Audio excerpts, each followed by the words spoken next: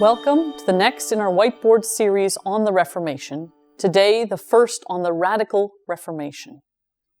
We have to stop first and just think about this name, the Radical Reformation. You'll not be surprised to realize that the people who are part of this rather disparate group did not define themselves as radicals.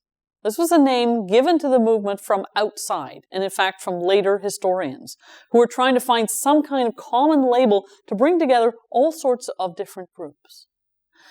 Within these groups, the common features tended to be that these groups created voluntarist communities. And that means that these were not state churches. These were not groups that had the support of any government. If you wanted to join one of these groups, you had to make that decision for yourself. And their churches actually resemble most closely the churches we know today, where you join a religious community because that's what speaks to you, and you support it with your money, but it doesn't have government support. If you're looking for a model of the separation of church and state like we know it today, you would actually mostly find it among these groups labeled as radicals in the 16th century. In some ways, their way of operation seems very familiar to us. Because they didn't have government support, and because their ideas were perceived as radical by many other Christians, including most of the established Protestant groups, they were also heavily persecuted. And that's another common feature that these groups have. I'm going to give you a little overview of each of these groups in turn. The Anabaptists, well, the name itself kind of gives you a hint.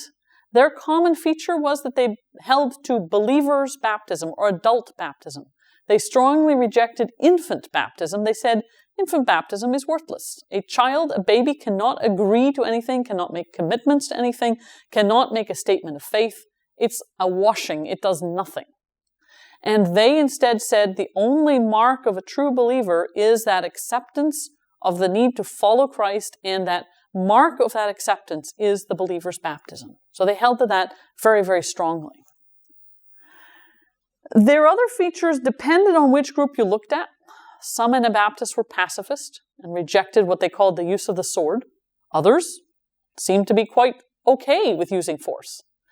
Many Anabaptists refused to serve in government positions. They did not want to swear oaths. And you may remember when I talked about the Swiss Reformation, I said it was an oath-shaped community.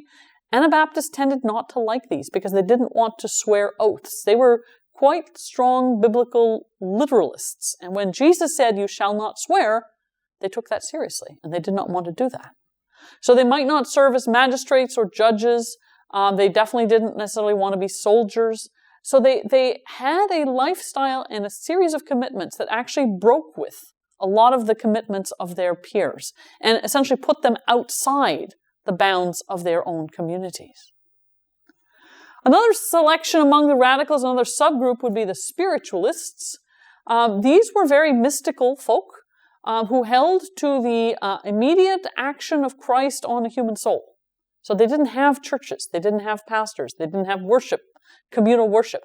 They essentially expected faith to be more or less an immediate interaction between God and the individual.